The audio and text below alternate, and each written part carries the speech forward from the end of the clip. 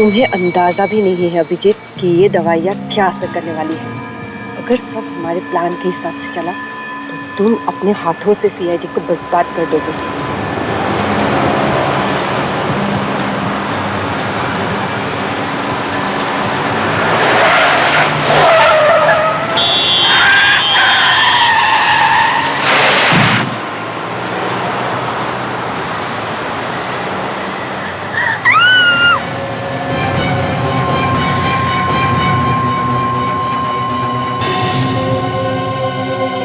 My God!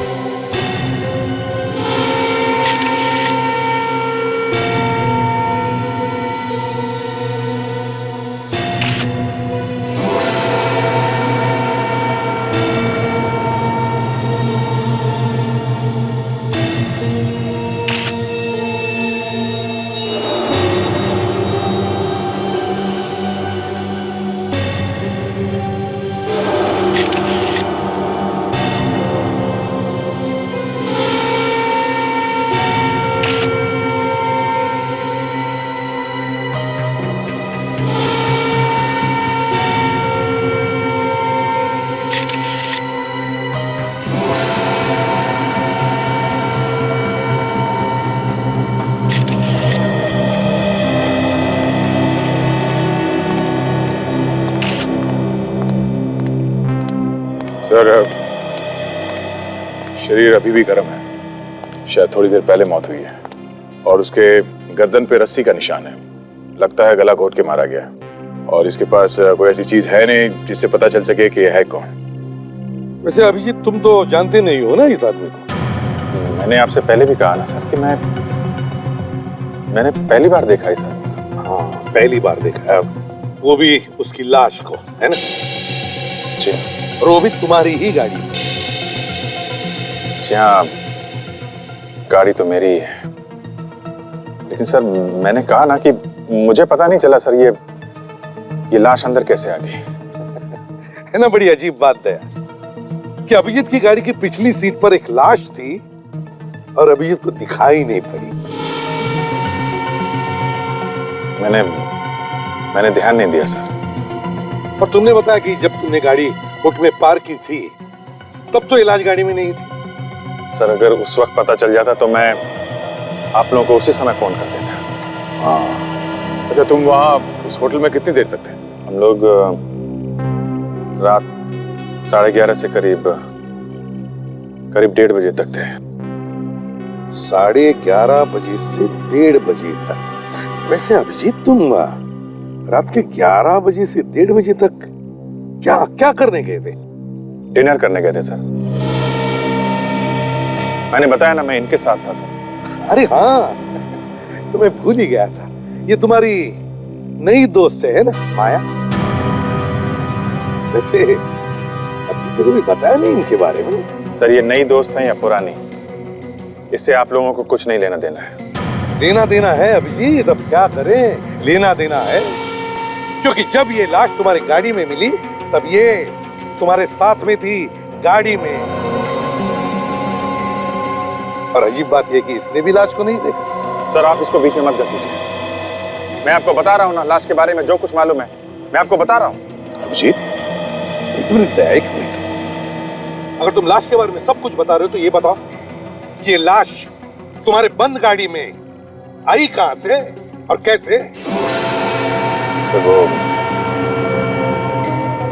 हो सकता है कि गलती से कार खुली रह गई हो और किसी ने लाश उसमें रख दी।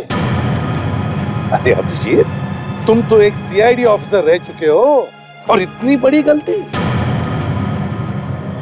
उसका तुम पता लगा ही लेंगे। लाश को फॉरेंसिक लैब भेज दो, हम ब्लूनी इंटरनेशनल होटल चलते हैं। Yes sir.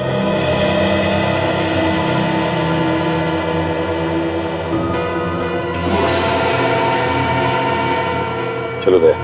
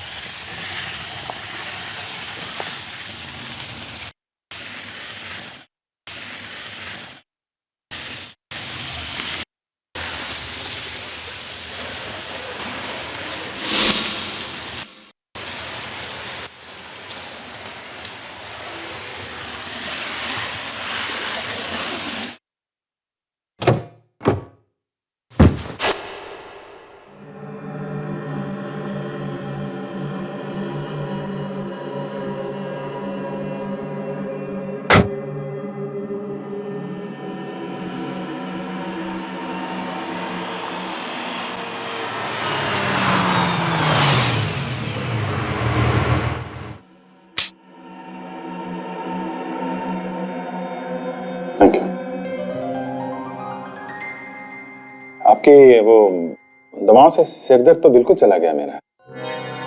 और वो भयानक सपने अब वो भी नहीं आते हैं। हाँ, वो भयानक सपने जिसके बारे में तुम हमेशा कहते रहते हो, लेकिन तुमने मुझे उसके बारे में कभी बताया नहीं। वो भयानक सपने हैं क्या? वो एक्चुअली देखो अभिजीत, मुझ पे भरोसा रखो। बताओ मुझे, वरना मैं तुम्हारा इलाज कैसे करूंगी? ये बात मैंने किसी को बताई नहीं अभी तक। मैं उस सपने में अपने आप को देखता हूँ। मैं देखता हूँ कि मैं किसी का खून कर रहा हूँ।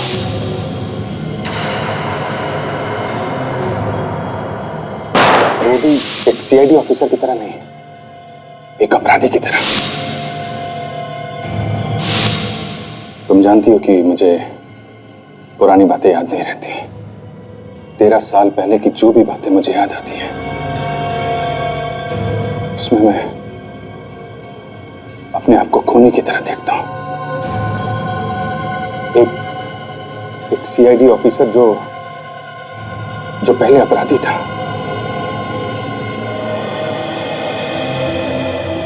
ओके, तो ये बात है। फिक्र मत करो, सब कुछ ठीक हो जाएगा। मैं तुम्हारे साथ हूं। मुझे अपना दोस्त समझो।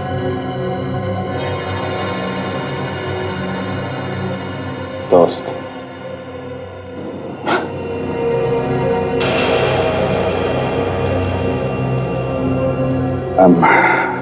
I'm sorry माया, पर इस शब्द से नफरत हो गई है मुझे। जिसको मैंने अपना दोस्त समझा, उसी ने मेरे पीठ पे छुरा भोंका है, धोखा दिया है मुझे। ऐसा क्यों कह रहे हो? इतने साल सीआईडी में साथ वक्त बिताया, साथ काम किया, और आज जबकि मुझे उनकी सबसे ज्यादा जरूरत है तो क्या किया उन्होंने? मुझे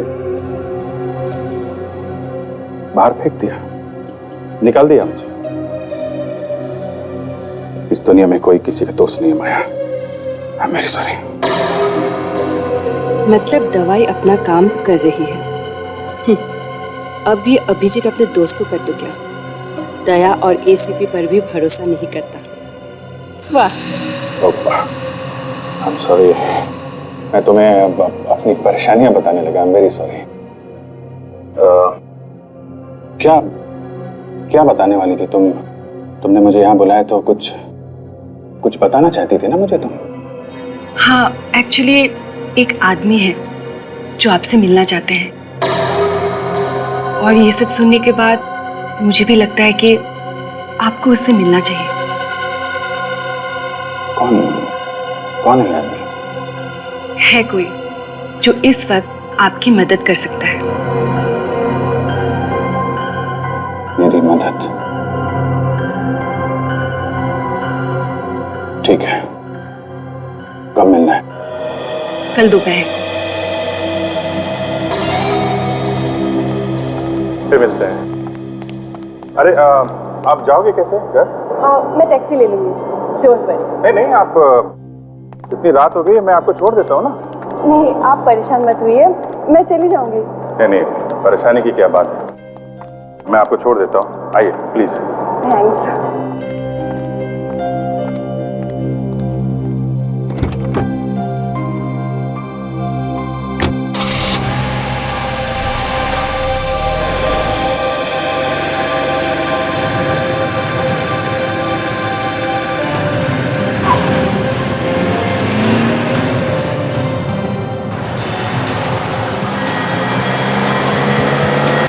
फोटो को ध्यान से देखिए। बताइए, इस आदमी को आपने कहीं देखा है? आप में से किसी ने? ध्यान से देखिए। नहीं सर। आपने देखा है? आपने? मैनेजर साहब आप बताइए, आपने देखा है इस आदमी को? जी नहीं, मैंने इसे कभी नहीं देखा सर। सर आपको कोई गलतफहमी हो रही है। देखिए हमारे होटल में ये खून खराबे जैसी उल्टी सीधी हरकतें नहीं होती। यहाँ सिर्फ शरीफ लोग ही आते हैं। क्या शरीफ लोग गलतियां नहीं करते? मान लिया कि तुम जानते नहीं हो इस आदमी को, देखा तो होगा। सर मैंने कहा ना सर, ये आदमी हमारे होटल में कभी आया ही नहीं। इस आदमी का खून होकर सिर्फ 3-4 घंटे हुए हैं। उसके बाद उसकी लाश को आपके ही होटल में पार्किंग लॉट में एक खड़ी गाड़ी में डाला गया, समझे? सर हो सकता है कि जिसकी गाड़ी से ये लाश बरामद हुई है खून उसी ने किया हो। जितना पूछा है ना उतना ही जवाब दो, समझे? ज्यादा दिमाग चलाने की जरूरत नहीं है। लाश आपके होटल के पार्किंग लॉट में मिली है, आपके होटल के।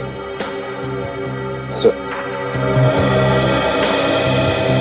ये भी तो हो सकता है कि ये आदमी होटल तक पहुंचा ही ना हो, जैसे किसी ने बाहर ही मार दिया। हो सकता है। चलिए हमारे साथ दिखाइए हमें तुम्हारे होटल का पार्किंग लॉट। भाई साहब, इस पार्किंग लॉट के सिक्योरिटी गार्ड आप ही हैं? जी सर। इस फोटो को देख के बताओ कि इस आदमी को तुमने यहाँ आते जाते देखा है क्या? नहीं सर। ध्यान से देखो, अभी 3-4 घंटे पहले ये आदमी यहाँ पर था। नहीं साहब, ये आदमी चल के तो अंदर नहीं आया, गाड़ी में आया होगा तो कह नहीं सकता। सर अगर ये आदमी गाड़ी में यहाँ पे आया होगा तो उसकी गाड़ी पार्किंग लॉट में ही होगी सर। हाँ बिल्कुल। काम करो, पार्किंग लॉट में जितनी भी गाड़ियां हैं पता लगाओ क्या ये सारी गाड़ियां इस होटल के गेस्ट की है क्या? सर मुझसे पूछिए ना, मैं बताता हूँ सर। सर इनमें से आधी गाड़ियाँ तो हमारे होटल के स्टाफ की है और आधी गाड़ियाँ उन लोगों की है जो हमारे होटल में रुके हुए हैं सर। सचिन, मैनेजर साहब के साथ जाओ और होटल में जितने भी गेस्ट हैं सबसे जाकर के पता लगाओ कि उनकी कौन सी गाड़ियां हैं। चलिए। सर ऐसा भी हो सकता है कि मरने वाला आदमी और खूनी एक साथ ही होटल में आए हो, एक ही गाड़ी में। क्या तुम कहना क्या चाहते हो, जल्दी बताओ। तो फिर खूनी ने यहाँ पे उस आदमी का खून कर दिया और खून करने के बाद उसकी लाश को अभिजीत सर की गाड़ी में डाल दी और फिर यहाँ से भाग गए। हो सकता है उन्हीं ने लाश को अभिजीत के गाड़ी में डाला और यहाँ से भाग गया, लेकिन अपनी गाड़ी में विवेक, अपनी ही गाड़ी में।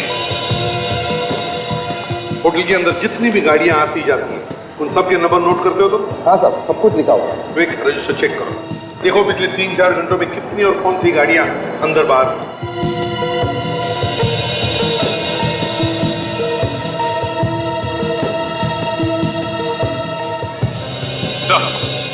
हाँ सचिन, जब पार्किंग लॉट में जितनी भी गाड़ियां हैं उनके बारे में पता किया सर। कोई भी गाड़ी ऐसी नहीं है जो लावारिस हो सके। कोई भी गाड़ी लावारिस नहीं। तो ये बात थोड़ी अजीब है सर। ये गाड़ी ZZAAD 409 9:55 को होटल से बाहर गई है, मगर होटल के अंदर कितने बजे आई है ये लिखा ही नहीं। इधर आओ। गाड़ी का बाहर जाने का टाइम लिखा है मगर अंदर आने का क्यों नहीं? इसका एक ही मतलब हो सकता है कि तुम ड्यूटी पर नहीं थे। नहीं साहब, ऐसा नहीं हो सकता। तो फिर ये कैसे हुआ? जब से मैं ड्यूटी पे आया हूँ तब से लेकर अब तक एक पल के लिए भी नहीं लाऊं साहब, कसम से। सब इतना ही नहीं, वही गाड़ी ये ZZAAD 409 दोबारा होटल में आई 12:10 को और 1:05 को होटल से बाहर निकली। एक मिनट, ZZ8K M527 ये 8:25 में पार्किंग लॉट में आई, लेकिन सर ये गाड़ी पार्किंग लॉट से बाहर गई नहीं और ये गाड़ी तो पार्किंग लॉट में है भी नहीं सर। है ना कमाल की बात?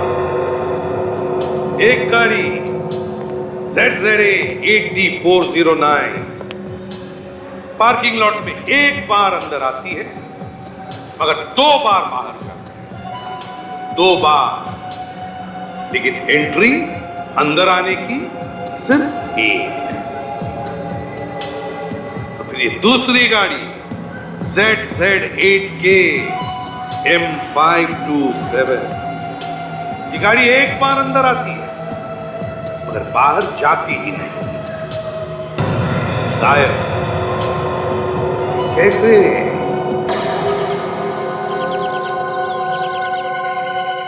और कितनी देर इंतजार करना पड़ेगा? कब आएगा वो आदमी? अब बस आता ही होगा। तूने बताया नहीं कि है कौन यार? और वो आने ही वाला है, आप खुद ही पूछ लेना। अच्छा, कम से कम ये तो बता दो करता क्या है और मुझसे क्यों मिलना चाहता है? एक्चुअली सब कुछ वही बताएगा।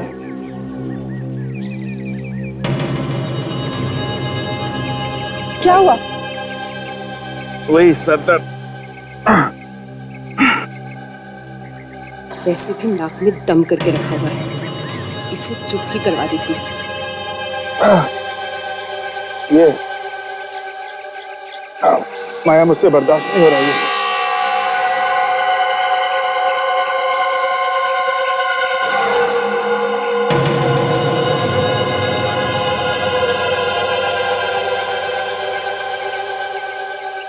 ये लीजिए, ये दवाई ले लीजिए, ठीक हो जाएगा।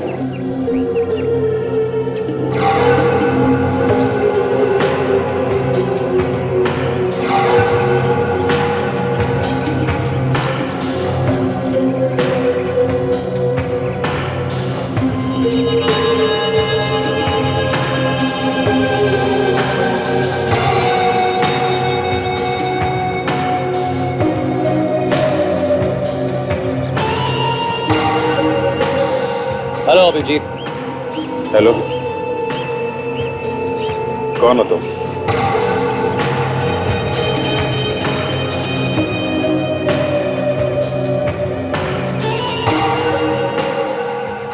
पूछताछ की आदत जाएगी नहीं तुम्हारी। हाय, अमित नाम है मेरा। अमित, क्या बात है? क्यों मिलना चाहते हो मुझसे तुम?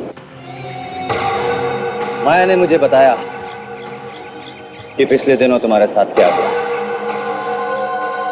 सुनकर बहुत तकलीफ हुई। सालों की सीआईडी की वफादारी काम नहीं आई तुम्हारी। उन्हीं लोगों ने तुम पर शक किया जिन पर तुमने सबसे ज्यादा भरोसा किया। माया, मैंने तुम्हें दोस्त होने के नाते ये सब बताया, पर तुम सारी दुनिया में ढिंडोरा पीट रही हो। हैं? अभिजीत, ये मेरे भाई हैं, आप इन पे पूरा भरोसा कर सकते हैं। ये सिर्फ आपकी मदद करना चाहते हैं। हाँ अभिजीत, मेरे पास तुम्हारे लिए एक बहुत बड़ी ऑफर है। ऑफर? मैं कुछ समझा नहीं। एक ऐसा ऑफर जिसमें तुम उन सीआईडी के सभी लोगों से बदला ले सकते हो जिन्होंने तुम्हारा भरोसा तोड़ा है। पर तुम्हें मेरी इतनी चिंता क्यों है? हा? तुम क्यों कर रहे हो ये सब मेरे लिए? मैं कुछ नहीं करने वाला, करना सब कुछ तुम्हें ही होगा अभिजीत। मैं तो केवल तुम्हें ऑफर दे रहा हूं, और वो भी इसलिए अभिजीत क्योंकि तुम मेरी बहन के दोस्त हो, वरना राह चलते लोगों की मदद करना मेरी आदत नहीं है। हाँ अभिजीत, ये बहुत ही अच्छा मौका है, प्लीज ना मत कहना।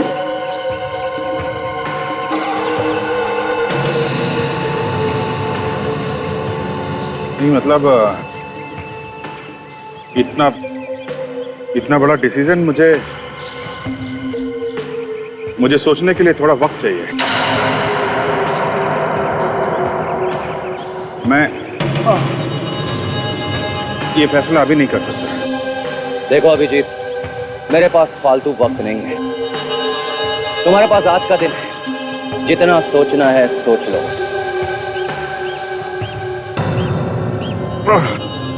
ओ माँ, चलिए, मेरा सरदर्द बहुत बढ़ रहा है, मुझे थोड़ा आराम चाहिए। मैं अभी जाता हूँ। अभिजीत, यहाँ पास में एक जगह है, आप आराम कर सकते हैं। चलिए, मैं आपको लेके चलती हूँ।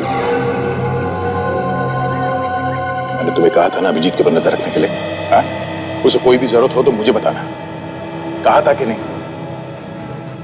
अभिजीत के बारे में कुछ भी पता चले तो फौरन मुझे फोन करना।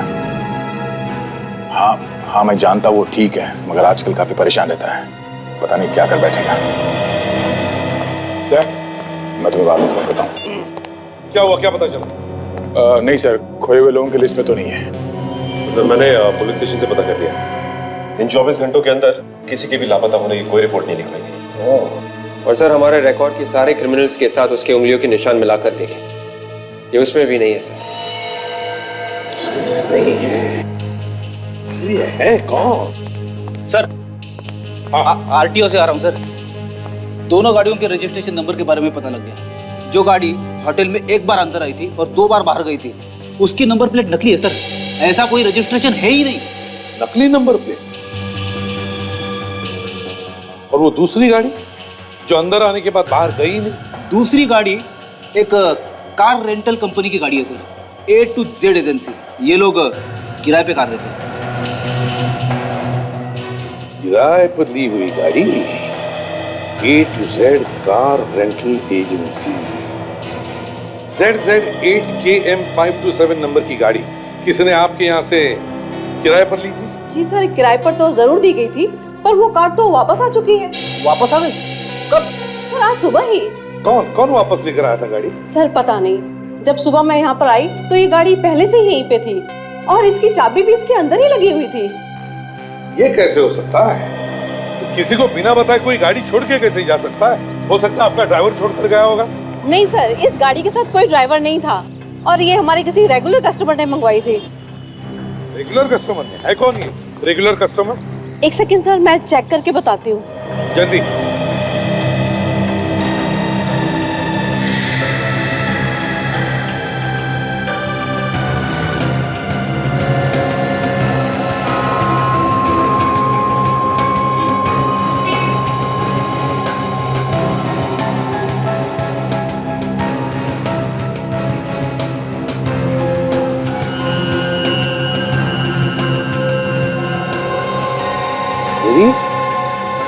ये देखो,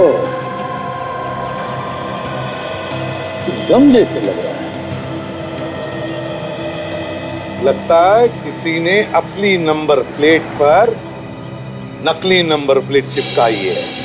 ये वही गाड़ी है सर जो एक बार अंदर आई और 2 बार बाहर गई।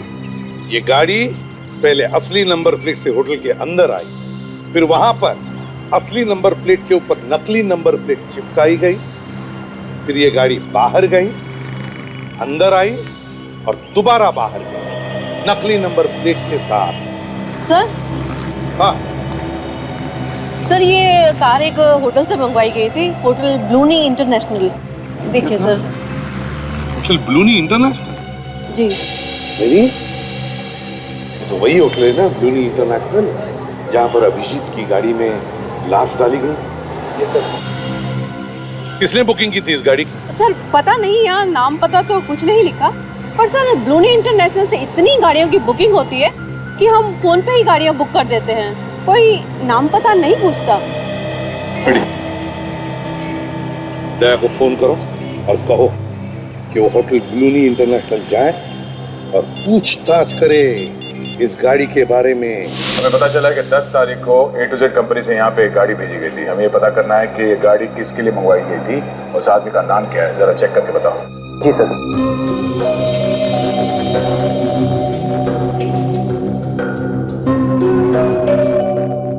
तारीख को नहीं सर। सर 10 तारीख को तो कोई भी कार नहीं मंगवाई थी। सर ये देखिए, आखिरी बुकिंग 8 तारीख की थी और 302 नंबर में जो गेस्ट ठहरे हुए हैं उनके लिए गाड़ी मंगवाई थी। क्या तुमने मंगवाई थी? नहीं, 10 तारीख को तो मैं यहाँ था ही नहीं। सुनो मिस्टर, 10 तारीख को यहाँ से किसी ने फोन किया था और A to Z कंपनी ने यहाँ पे गाड़ी भेजी थी। क्या गड़बड़ है मालूम नहीं, मगर पता करो और बताओ हमें 10 तारीख को ये कार किसने मंगवाई थी। सर हमारा यकीन कीजिए सर, सर हम लोगों में से किसी ने फोन नहीं किया। सर ये भी तो हो सकता है कि ये फोन यहाँ से ना किया गया और फोन करने वाला अच्छी तरह से जानता था कि होटल का नाम लेने से गाड़ी आसानी से मिल जाएगी। सचिन, वो जो कोई भी है किसी होटल का है।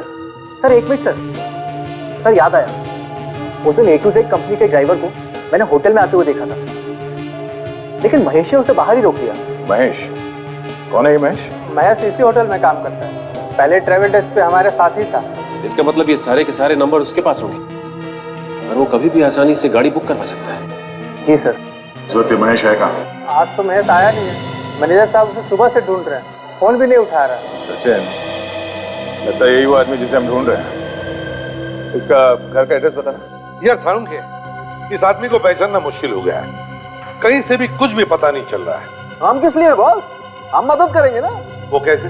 एक मिनट, ये इस आदमी के चेहरे को जरा गौर से देखो। बॉस, मुझे लगता है इसने मरने से कुछ वक्त पहले ही शेव की।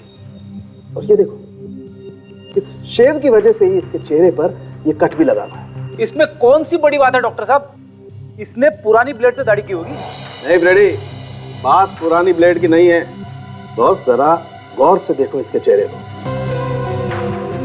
दाढ़ी के नीचे की स्किन चेहरे की बाकी की स्किन से ज्यादा गोरी है। तो बहुत दिनों बाद इसने दाढ़ी की है। और एक बात, ये जरा देखो इसके नाक पर ये दोनों तरफ निशान। सड़की तो चश्मा पहनने की वजह से हुए निशान। एग्जैक्टली, पूरे वक्त चश्मा लगाने से इंसान की नाक पर निशान बन जाते हैं ऐसे। तो देखो, इसकी नाक पर भी ऐसे ही निशान है। और इतना नहीं, इसकी आंख में प्रॉब्लम है। हाँ सर, इसकी आंखों में से हमें वो केमिकल मिला है जो कॉन्टैक्ट लेंसेज पहनते और निकालते वक्त इस्तेमाल किया जाता है। एक बात और बात, इस आदमी के गालों पर से मुझे कुछ चिपचिपा गम जैसा मिला है। देखो, अभी भी लगा हुआ। हाँ सारन के गम तो है। इसने अपनी असली दाढ़ी निकालकर नकली दाढ़ी चिपकाई, चश्मा निकालकर कॉन्टैक्ट लेंसेज लगाए। क्यों? क्या जरूरत पड़ी इसे अपना हुलिया बदलने की?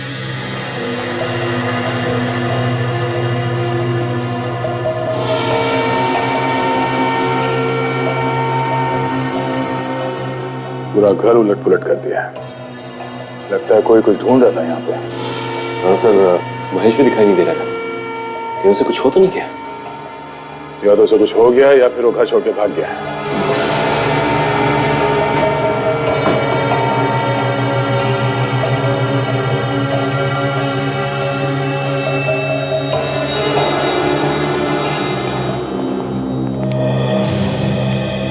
अब जरा ध्यान से देखिए इन फोटोग्राफ्स को, गौर से देखिए और बताइए, क्या यह आदमी यहां आपकी होटल में किसी कमरे में ठहरा था?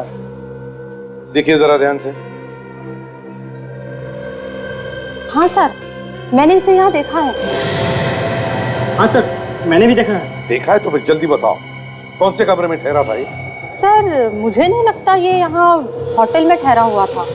मैंने इसे लॉबी में घूमते हुए देखा है। पूरे यकीन के साथ कह सकती हो? हाँ सर, क्योंकि इसने यहाँ पर कोई भी कमरा बुक नहीं करवाया था। क्या फिर और कुछ याद आता है इस आदमी के बारे में? इसने रिसेप्शन से एक फोन किया था। किसे फोन किया था? आई थिंक वो अखाज एयरलाइंस में फोन किया था। क्या बात कर रहा था वो, कुछ सुना तुमने? सर, ये पूछ रहा था कि 4:30 बजे की दिल्ली की फ्लाइट टाइम पर है या नहीं। दिल्ली की 4:30 बजे की फ्लाइट टाइम पर है क्या नहीं? अखाज एयरलाइंस।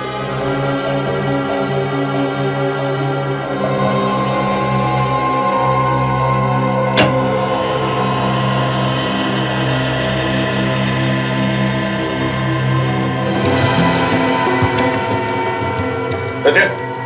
हाँ सर, जरा सो पकड़ो।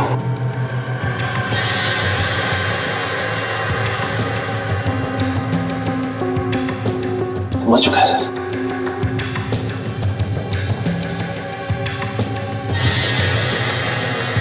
इतने सारे पैसे ये खूनी से मार के गया, लेकिन ये पैसे लेके नहीं गया। इसका मतलब वो कुछ ढूंढने आया था, चोरी करने। ये देखिए,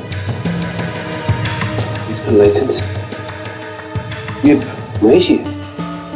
तो वो ढूंढने क्या आया होगा यहाँ पे? तो हो सकता है महेश ने जो छुपाया हो वो खूनी को मिला ही ना हो। एक काम करते हैं, हम भी इस घर की तलाशी लेते हैं। शायद हमें वो चीज मिल जाए जो उस खूनी को नहीं मिली।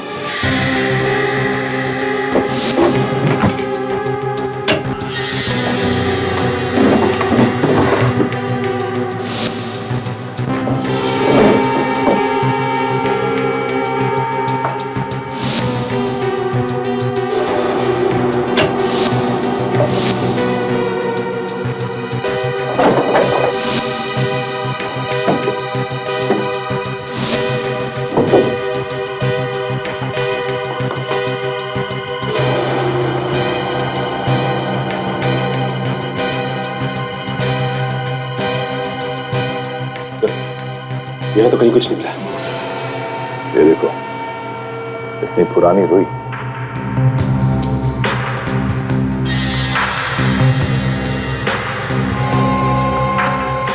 ये देखिए, गद्दे का ये वाला पार्ट अलग धागे से सिला गया।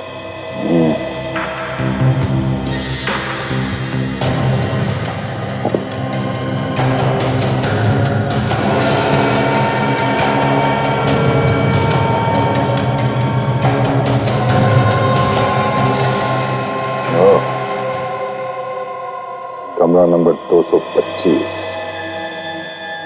होटल ब्लूनी इंटरनेशनल। आकाश एयरलाइन से 10 जनवरी को दिल्ली जाने वाली फ्लाइट से ऐसे कितने पैसेंजर्स थे जिन्होंने अपनी टिकट बुक की थी पर फ्लाइट में नहीं गए? सर 1 मिनट चेक करके बताती हूँ।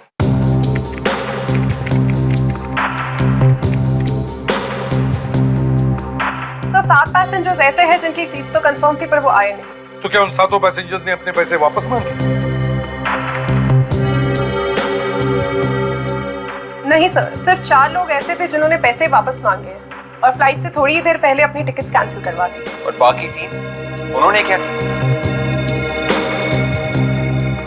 सर उनमें से 2 लोगों ने अगली फ्लाइट में टिकट बुकिंग करवा ली।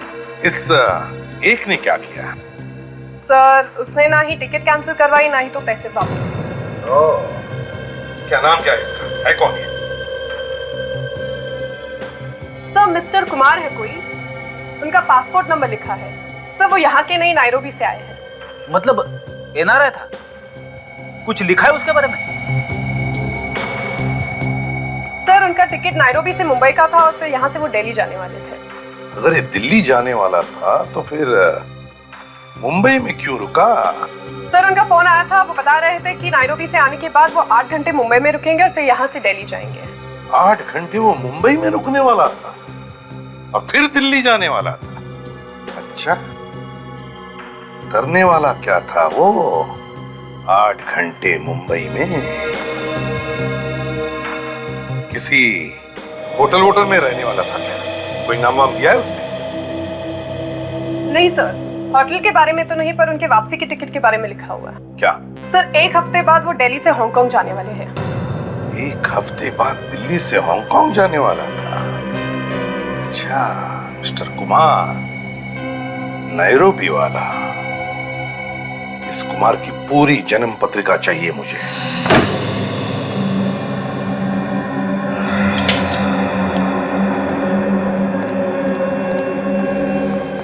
तेरी चाबी महेश के घर से मिली है तो जरूर कुछ ना कुछ गड़बड़ होगा।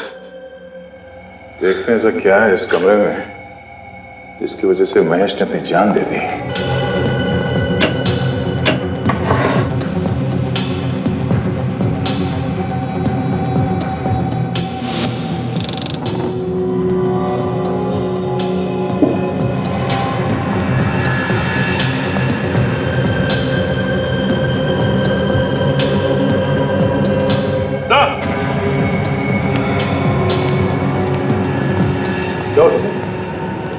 ये देखिए, ट्रिमर और ये रेजर।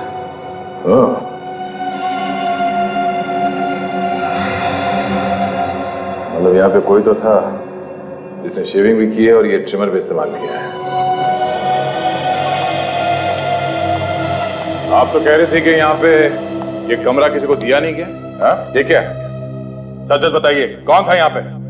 सर मेरा यकीन कीजिए, मैं आपसे सच क्यों छुपाऊंगी। ये कमरा रिजर्व है। ये कमरा तो हम बिना पूछे किसी को नहीं देते, ना ही दे सकते हैं। जब तक हम मैनेजर साहब और मालिक से नहीं पूछते, हम ये कमरा किसी को नहीं देते।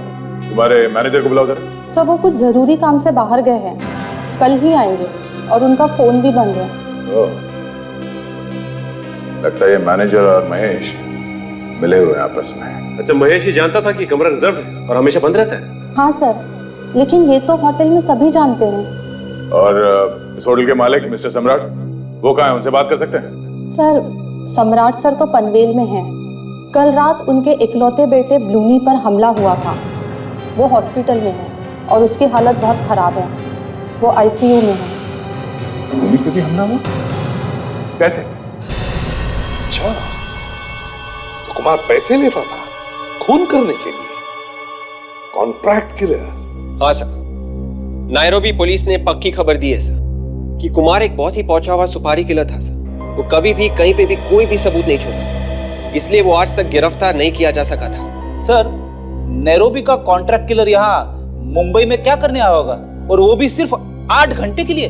किसी को मारने के लिए आया होगा वो फ्रेडी, अगर नसीब खराब खुद ही मारा गया। पर सर, कुमार अपनी असली दाढ़ी मूंछ और चश्मा निकाल के नकली दाढ़ी मूंछ और कॉन्टैक्ट लेंसेज क्यों पहनेगा? उसे तो यहाँ पे कोई पहचानता नहीं होगा।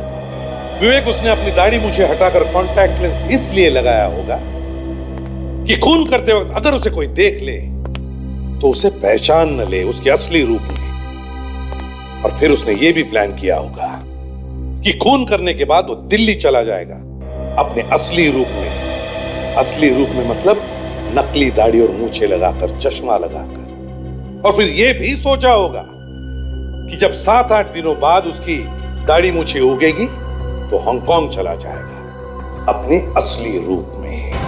इतनी प्लानिंग के साथ आया है तो किसी बड़े काम के लिए आया होगा सर। हाँ, कोई बड़े काम के लिए ही आया होगा वो। पर सर, उस रात तो शहर में ऐसा कोई भी हादसा नहीं हुआ और ना ही किसी बड़े आदमी पर कोई हमला। हो सकता है कुमार अपनी शिकार करने से पहले ही खुद शिकार बन गया।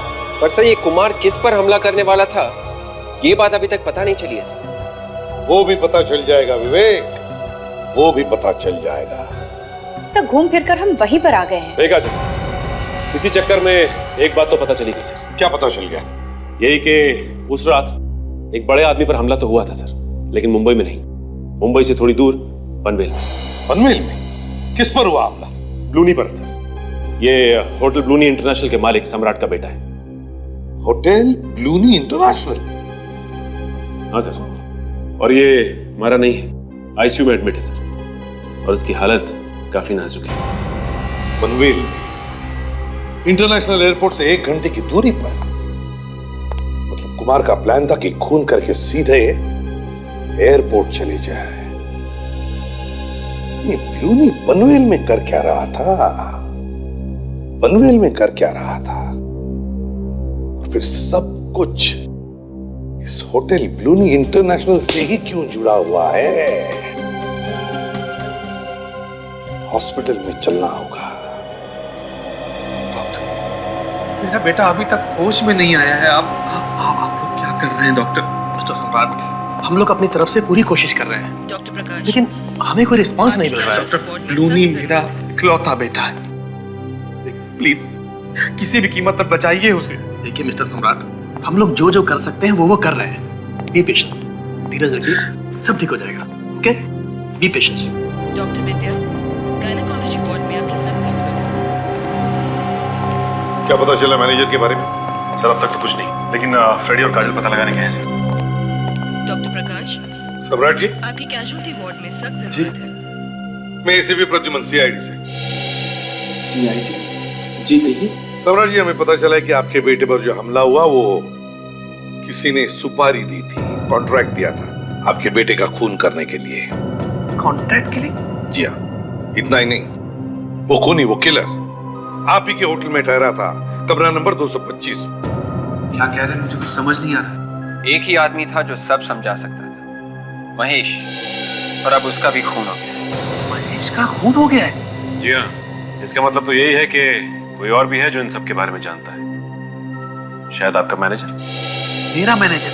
और वो भी लापता है। खैर सम्राट जी, आपके बेटे ब्लूनी की किसी के साथ कोई दुश्मनी, कोई झगड़ा वगड़ा? नहीं सर, मेरा बेटा तो बहुत ही खुशमिजाज है, उसकी किसी से कोई दुश्मनी नहीं है। तो फिर आपका कोई ऐसा दुश्मन जो आपके बेटे को मार के आपसे बदला लेना चाहता हो? देखिए सर, मैं बिजनेसमैन हूँ, मेरे कई बिजनेस राइवल्स हैं, लेकिन इतनी घटिया हरकत कोई नहीं कर सकता सर, कोई भी नहीं।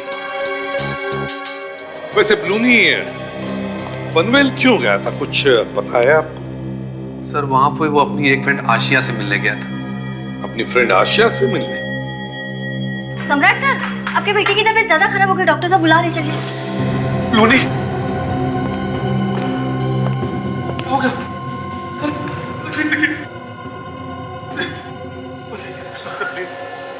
सम्राट जी अपने बेटे को लेकर काफी परेशान है सर। मुझे नहीं लगता कि ये इस वक्त कुछ बता पाएंगे।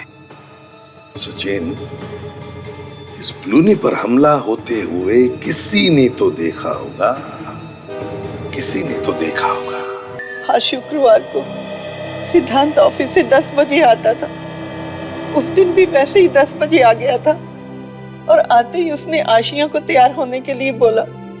वो लोग पार्टी में जाने वाले थे। तो क्या ब्लूनी भी जाने वाला था पार्टी में सिद्धांत और आशिया के साथ, इसलिए वो यहाँ पर आया था? बड़े बाप की बिगड़ी हुई औलाद रात रात भर हमारे घर के चक्कर काटता रहता था। कितनी बार मैंने मना किया उसे, पर बेशर्म मानता ही नहीं था। इस घर के चक्कर लगाता था वो? क्यों? सर, मेरी बहू ब्लूनी के बाप के होटल में पहले काम करती थी। ब्लूनी उससे शादी करना चाहता था, इसलिए पागलों की तरह हमारे घर के चक्कर काटता रहता था। ब्लूनी आशिया से शादी करना चाहता था? ये सब आपको बताया किसने? मुझे किसी और से पता करने की जरूरत नहीं पड़ी। होटल का मैनेजर आया था ब्लूनी का संदेशा लेके। मैनेजर? फिर क्या हुआ? फिर क्या, बेटे ने उसे भगा दिया। तो उसकी किस्मत अच्छी थी कि मारा नहीं उसे।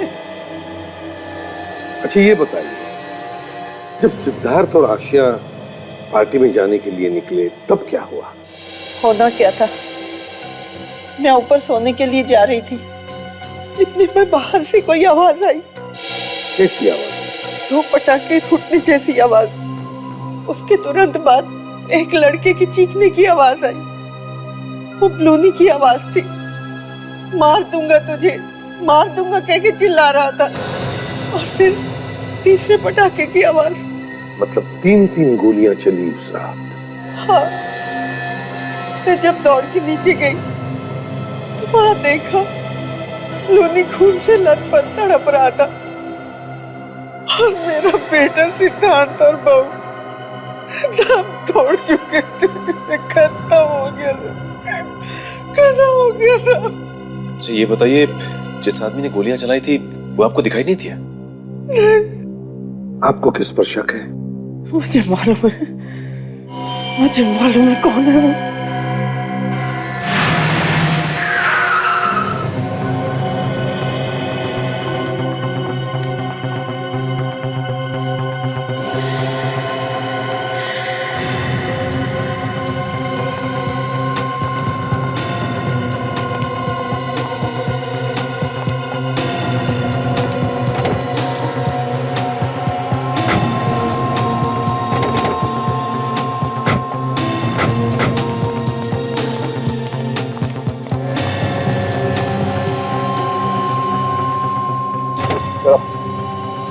चलो बाहर निकलो।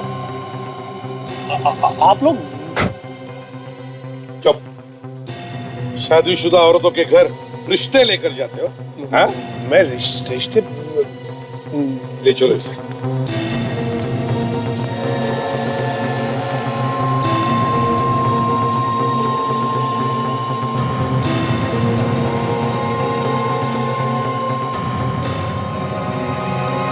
तुम्हें क्या लगा बच जाओगे? किया हुआ पाप और बोया हुआ बीज हमेशा फल देकर ही रहता है। मिस्टर सम्राट, करोड़ों के होटल बिजनेस के मालिक, और ऐसी नीच हरकत क्यों किया तुमने? ये सब मैंने अपने बच्चे के लिए की, अपने बेटे ब्लूमी के लिए। उसने आज तक मुझसे जो मांगा वो चीज मैंने उसे लाके दी। लेकिन एक दिन उसने मुझसे कहा कि हमारे एक होटल की रिसेप्शनिस्ट आशिया से उसे प्यार हो गया है। मैंने ब्लूनी को बहुत समझाने की कोशिश की, हर तरीके से कोशिश की, लेकिन वो नहीं माना। हार कर मुझे उसकी जिद माननी पड़ी।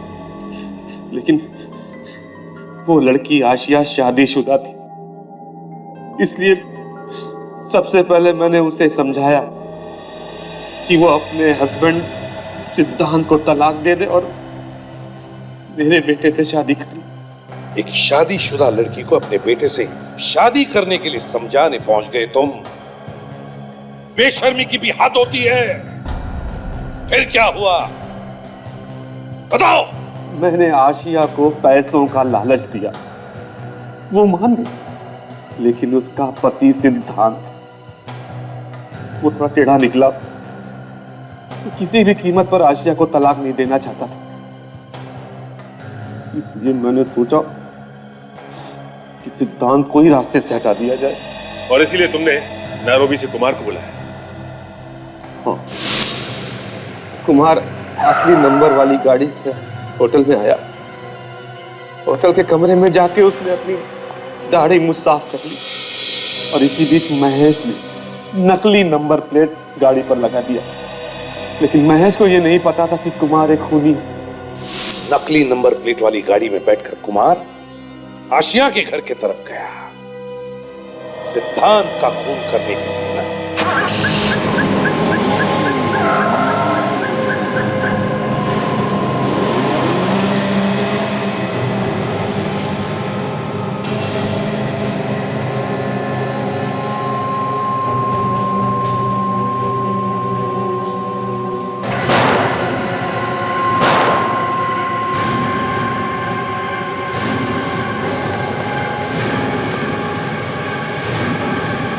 क्या हुआ? क्या हुआ? रुक!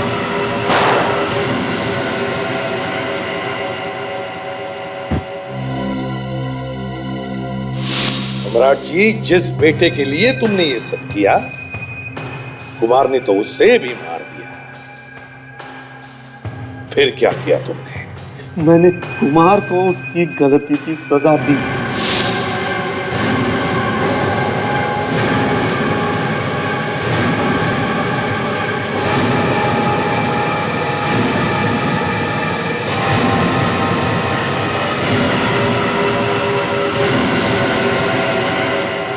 महेश तो तुम्हारा ही आदमी था, फिर उसे क्यों मारा? वो जरूरत से ज्यादा जान गया।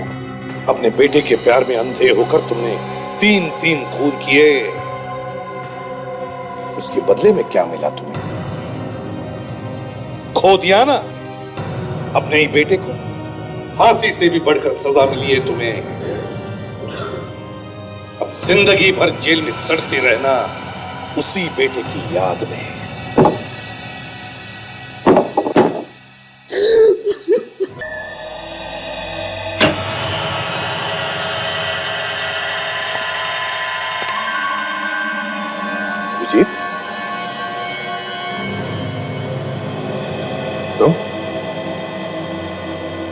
तुम यहां क्या कर रहे हो? यही बात मैं तुमसे पूछ रहा हूं। तुम यहां इस मेंटल हॉस्पिटल में क्या कर रहे हो अभिजीत? मेरे लिए सबसे अच्छी जगह यही है, मुझे यही होना चाहिए। तुम ऐसी बातें क्यों कर रहे हो? हाँ? मैं तुम्हें यहां रहने नहीं दूंगा, तुम चलो मेरे साथ। अभिजीत, तुम्हें कुछ नहीं हुआ है, तुम ठीक हो। जल्दी से सामान लो और चलो यहां से, प्लीज। मैं कहीं नहीं जा रहा, और ये दोस्ती का ड्रामा बंद कर दे। उस वक्त ये दोस्ती कहां चली गई थी जब एसीपी साहब ने मुझे सीआईडी से निकाला था? हैं? कितना भरोसा किया था मैंने तुम पे। मुझे नहीं पता था कि दोस्त की आड़ में इतना बड़ा दुश्मन छुपा बैठा है। दुश्मन छुपा बैठा? हाँ? मैंने तुम्हें कितनी बार तुम्हारे सरदर्द के बारे में पूछा, तुमने बताया मुझे? हाँ? हर बार तुम टालते रहे। और एसीपी साहब ने तुम्हें सीआईडी से निकाला नहीं है। वो चाहते हैं कि तुम आराम कर लो और फिर वापस आओ। कौन क्या चाहता है मुझे सब पता है। तुम्हें जो समझना समझ लो, मगर मैं तुम्हें यहां रहने नहीं दूंगा। तुम्हारा बैग का, चलो।